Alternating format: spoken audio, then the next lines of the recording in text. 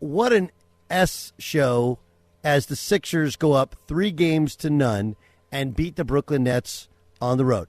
This is part of the, hey, I get it that some of these Nets are better than you may have thought because their stats are better, but the perfect example of why they're not actually better than when they had KD and Kyrie. And I know they got swept last year, but they're down 3-0, and they don't look anywhere near the team of their record. James Harden gets thrown out for, I guess, a hand to the chops of his defender. Joel Embiid responded to Claxton's getting a flagrant one. I understand that selling calls has always, on some level, been a part of basketball. Less so in the NBA, more so in college basketball. But, man, there has to be a way to stop this stuff. And here's what happens. Okay? Now, one way is, you overreact to a hand to the chops, and you probably underreact to, grabbing somebody's foot and a kick. And the issue with suspending Draymond is, what do you do with all these other similar or lesser offenses, right? That's a real legitimate question. So I look at this thing and I'm like, we're going to go to the place where I don't think it's where we want to get to, which is the NBA playoffs being so brutally physical that they're like, I can't tell what's a foul, what's not a foul. I can't tell what's a flop, not a flop. We're not calling anything. That's what's going to happen. Not going to happen. Here's Charles Barkley talking about the Embiid kick on Claxton. Well, see, the key to this play is, Ernie, you can't hit him in the groin. You got to kick him in the groin. Then you won't get tossed. If you kick him, you can get away with it. You get a flagrant one instead. Yes, exactly right. So kids at home, do not hit guys in their junk. Kick them in the junk. Was that a flagrant two? Yeah, that was Chuck talking about the flagrant one that Embiid got and not the ejection that James Harden got. I mean, again, there's no consistency, but on some level, I understand it because it's really hard to tell. Like, these guys aren't just actors, they're thespians. They're selling it. Right? Like, part of you wants to go like, wow, Joel Embiid gets thrown down to the ground. You can't throw a giant man on the ground like that. And for years, when we were kids, I think if you think back and remember it, the big kid would always get brutalized around the basket because, well, he was bigger, so you were allowed to foul him. And little guys got away with anything. Now the big guy falling down and flopping has more than even that thing out. I just have a heart. It's a sport that I love, and the players are better than I ever could have imagined. But the lack of consistency in officiating and in punishment is really, really hard to take. Here's James Harden after the game. When somebody's draped on you like that defensively, it's just a natural basketball reaction. And I didn't hit him hard enough for him to fall down like that. But for a flagrant two, it's unacceptable. Like, this is a playoff game. You've seen around the league things that are much more worse than what that play was. Honestly, I don't even think it was a foul on me. But yeah, that's unacceptable. That can't happen, bro. I totally agree with James Harden. Now, in fairness, this is a little bit of boy who cried wolf, right? Harden for years has gotten calls in the regular season, doesn't get calls in the postseason, but that doesn't mean you can call some ridiculous flagrant two on a slight touch to the groin area. Like, what are we actually doing? What are we doing? We just become this overreactive league. I mean, I didn't like the suspending Draymond Green. I told you I didn't even see a foul there. Harden's right. I didn't see a foul on that play. Look, basketball is a contact sport. You are going to catch an elbow because, especially when you're smaller like my size, you're at the elbow height of the big guys. You just are. You're going to get knee in the thigh. You're going to get crunched in the groin. There's a reason dudes used to wear jock straps all the time. By the way, side note, do jock straps actually help? I mean, I guess they do. They keep everything kind of condensed in there, so it's a harder target. But do they actually help? I don't know. No one wears a jock strap anymore. You just wear tights underneath. Did I tell you, Jay Stu, that my coach at Notre Dame, the late, great John McLeod, actually did a jockstrap check in practice several times? Cup check, huh? Cup check. Wow. Mitch wasn't involved. Notre Dame, you got to protect those testicles. Notre Dame, your testicles are your future. Notre Dame, got to wear those jockstraps. Phil Hickey, my teammate, who I believe was the lead marketer for Angry Birds. Yeah, Phil Hickey, he didn't want to wear jock straps. He had to run and then go put on a jock strap mid-practice. Real story. Anyway, like, we've reached this point where you're like, well, we kind of got to rethink all of this stuff. Because not a good watch. Not a good watch. And I can say, hey, officiating, and I mean this, officiating has always been questionable, and it only makes it more obvious now because of the super slow-mo and all the cameras and all the angles. But we haven't had this level of flops. And if you want to credit Manu Ginobili, that's fine. Manu's my favorite foreign player in terms of like winning just followed him in everything he did. You know, from Argentina to playing in Italy to playing here. But Manu it felt like the most prominent flopper to come into the NBA. And the Argentinians, it's again, they're not actors, they're thespians. It is an art to them. But it has no place here. It is unwatchable. It is WWE. It is a joke. And it's going to cause guys to get thrown out or punished, or it's going to change outcomes of games, which is what you have to be against. Have to be against. Well, this is a treat. I've actually, and I think he can attest to this, been trying to get him on for over a year because we used to be colleagues at the other place, and because he had a what's it called where you can't work at a different whatever. Finally, we get him on. He's got a great podcast on Substack with Chris Haynes, and it's a brand new podcast. Mark Stein joins us, noted Cal State Fullerton Titan alum, and of course, a longtime insider in the NBA. Okay, so how is this podcast? Is this like the how is this night unlike any other night? How is this podcast unlike others, Steiny? Well, Chris Haynes and I are, both, I think we fall into the insider genre. And so I think it's pretty rare to have two guys plugged into various aspects of the NBA grapevine, kind of emptying their notebooks twice a week, telling a lot of stories, expounding on tweets that don't leave enough space for expounding.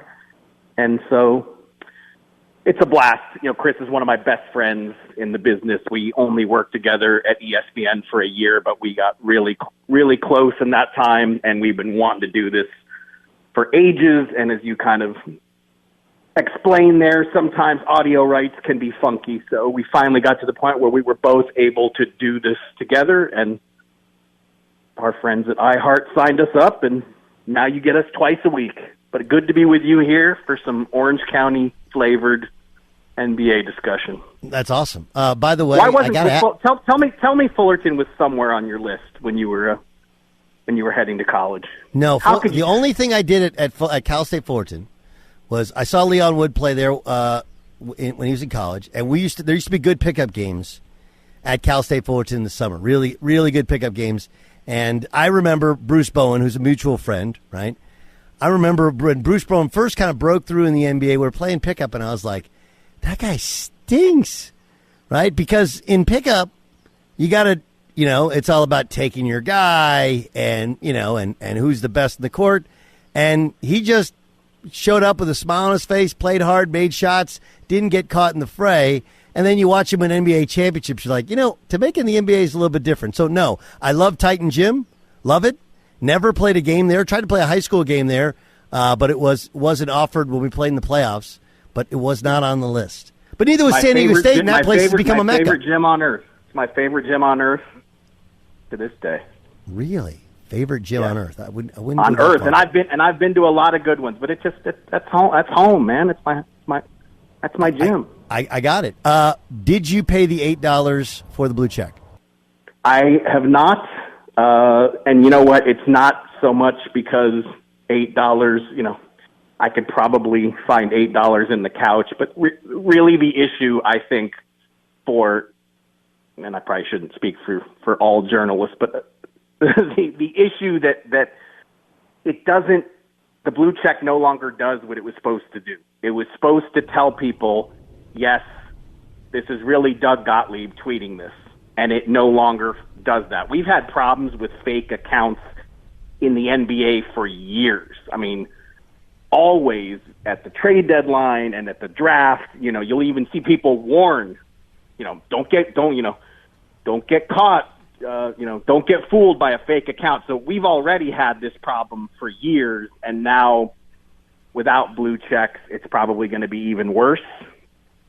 But I mean, it's supposed to, and it's funny, NBA Twitter is really what kind of birthed the blue check, because the blue check, if you go back in the history of Twitter, it really started because Shaq, who was one of the first celebrities on Twitter, was being impersonated. That's why they came up with it, to let everyone know this is the real Shaq. And, now it just tells people that you paid $8. That's really all it's good for. Correct. Well said. You check out their new podcast. It's called This League Uncut. Of course, Chris Haynes and our guest Mark Stein joining us on the Doug Gottlieb Show here on Fox Sports Radio. Let's start with Kawhi Leonard. Stephen A. kind of went after him in the weirdest way, called him the worst superstar ever. But he didn't question the validity of injuries. He just pointed out that, man, he's always hurt or missing games. How bad is the knee? Well, as always with the Clippers, it's really hard to know how bad it is, and it's going to be interesting to see how the league kind of looks at it, because, Kawhi was on no injury reports whatsoever, and then he ends up being pulled out of a playoff game. So, the Clippers are saying this was an injury that happened, I believe, in Game 1, then he played through it in Game 2 and never, it was never discussed until we heard Kawhi wasn't playing. Stephen A. is someone I genuinely love, someone I miss, one of my favorite former colleagues at ESPN. I don't agree with him on this point. I mean, Kawhi's injury history is, he doesn't want to be hurt. I don't know that he can, control knee injuries. I mean, the guy has had injury tortured. I don't think that's a stretch when it comes to Kawhi Leonard, and he has been monstrous here for the last 2-3 months, just playing some of the best basketball of his life. So, this is, the Clippers have been more competitive in this series than I think anybody thought with just Kawhi. They're not going to beat the Suns, obviously, with no Leonard and no Paul George. But yeah, I mean, Ty Lue came out today and basically said he doesn't know at this point if Kawhi can play Game 4, and if Kawhi can't play Game 4, I mean, to me, that series over. Yeah, I tend to agree. And the Suns, a team that lacked depth, could kind of dodge the proverbial bullet if that series is much shorter and less difficult than we all thought on paper, not just not having Paul George, but not having Kawhi Leonard. Mark Stein's our guest on the Doug Gottlieb Show on Fox Sports Radio. What can be done about the flopping and all the theatrics? Obviously, Draymond gets suspended. I thought that was way over the top. And then I watched the Sixers-Nets game, and Joel Embiid is a lead thespian in this role. What can be done at this late stage in the season to eliminate some of this nonsense? Well, last night was the circus. I mean, the Draymond, the bonus thing, there was a real tangle there, and there was a leg grab from Sabonis before Draymond did what he did. And, some of the stuff we saw in this Philly Nets game was just crazy, and it happened so early. But obviously, I think Embiid and Claxton have kind of gotten in each other's faces in the past before. So it's not like, I think there was something of a buildup there. But, Claxton stands over him, Embiid with a kick. If you shove a guy off you, I think that's one thing. The kick didn't really connect, but a kick that's just a different level. So a lot of people surprised that there was no ejection for Embiid, and the league is saying now that there's going to be no further action. So it looks like Embiid's going to be fine for Game 4. I mean, Nets fans don't want to hear this. This is, not really much of a series.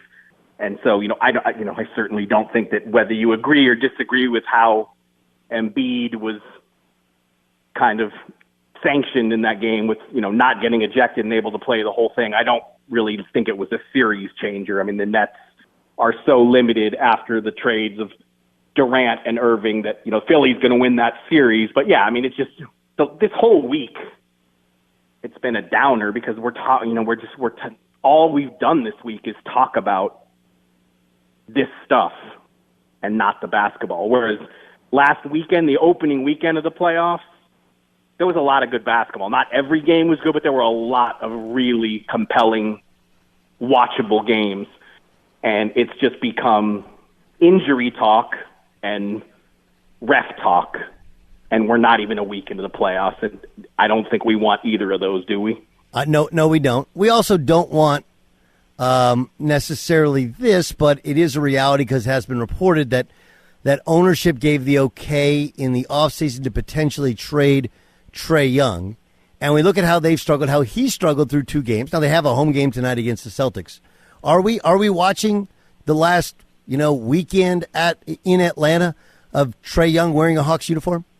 The reason I say no is because I think he's going to be very difficult to trade. I mean, Trey Young is making max money, crazy money, and there's been nothing but problems and tension in Atlanta since their run to the conference finals 2 years ago.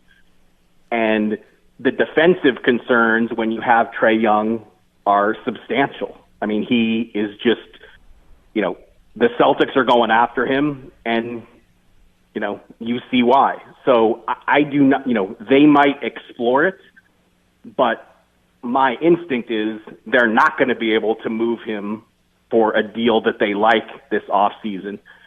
And so I think that's a big reason why Quinn Snyder is the guy, is because I think the Hawks are hopeful that, the way Quinn Snyder really bonded with Donovan Mitchell and they had such a positive partnership, I think they're hopeful that Quinn Snyder can strike that kind of same relationship with Trey Young. But I mean, it's interesting when you really look at it. There are so many teams like Atlanta that are just facing these really, really big off seasons.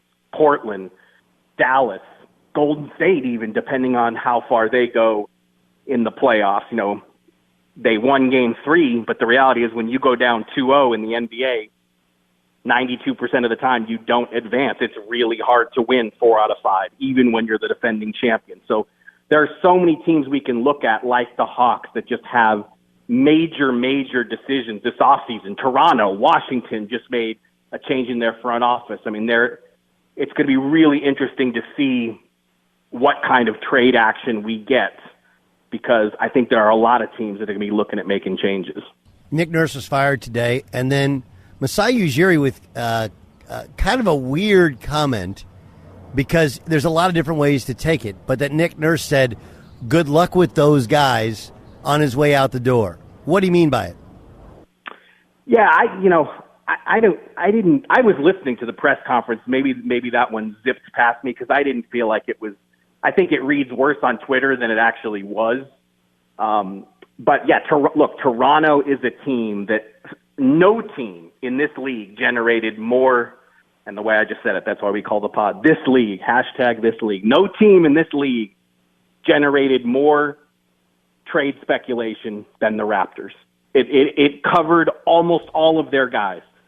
I think Siakam was generally pretty safe, and Scotty Barnes is an untouchable, but everybody else was in the news. And I mean, even Siakam, there was questions. Would they actually move him? So I don't, Masai Ujiri basically, without saying it overtly, he certainly didn't rule out the possibility that they're going to be active in the trade market this offseason. And, they've got Van Vliet and Gary Trent Jr. as pending free agents.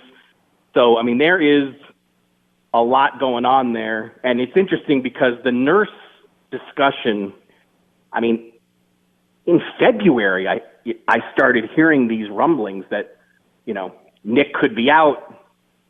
Keep an eye on Nick going to Houston.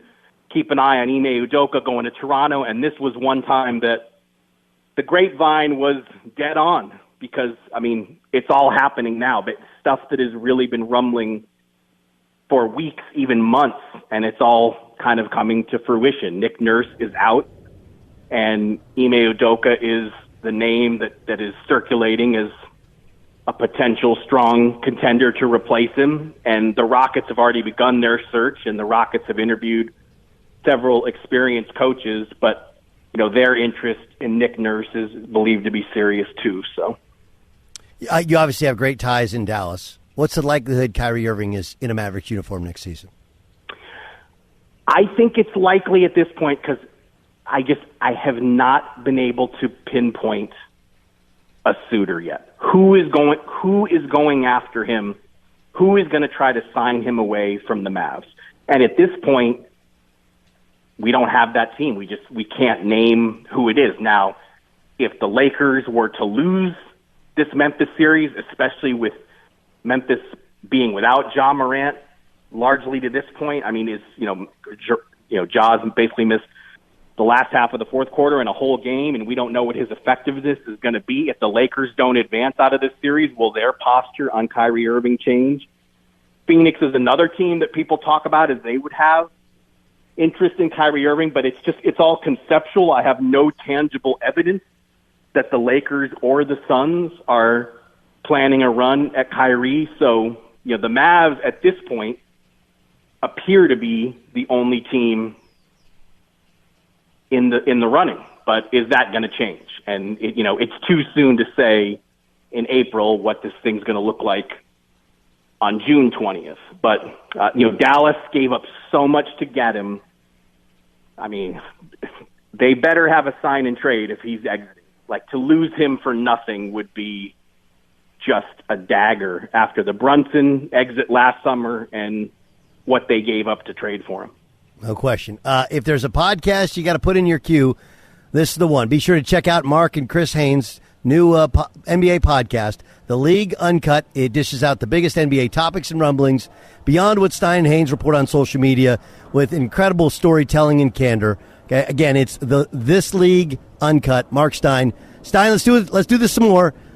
Maybe at a Cal State Fullerton game, or maybe just at a local watering hole here in Orange County. Thanks for joining us. Live remote from Titan Gym, and I'll do all 3-4 hours, whatever it is. Okay, careful what you wish for. You may, in fact, get it. That's Mark Stein. Stein, thanks so much. Let's do it.